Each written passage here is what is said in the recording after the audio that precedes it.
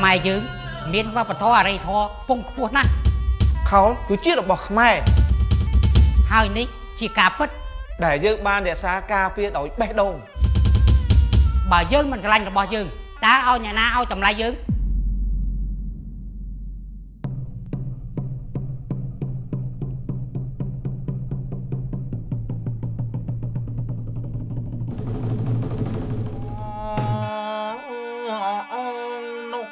ជនលខោនខោលកម្ពុជា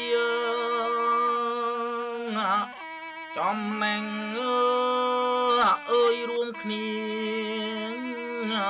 រួមឆន្ទទាំង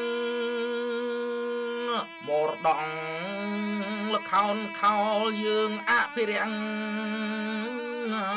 យុវជនស្មោះស្ម័គ្រជ្រងវប្បធម៌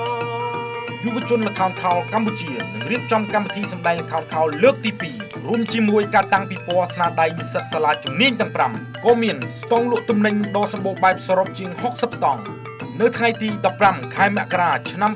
2017ចាប់ពីម៉ោង7ព្រឹកដល់ម៉ោង7កន្លះយប់នៅសាលាមជ្ឈមវិចិត្រសិល្បៈសាលសម្ដែងម៉ាស៊ីនត្រជាក់លោកអ្នកអាចមកទទួលយកសម្បត្តិចូលទស្សនាដោយឥតគិតថ្លៃ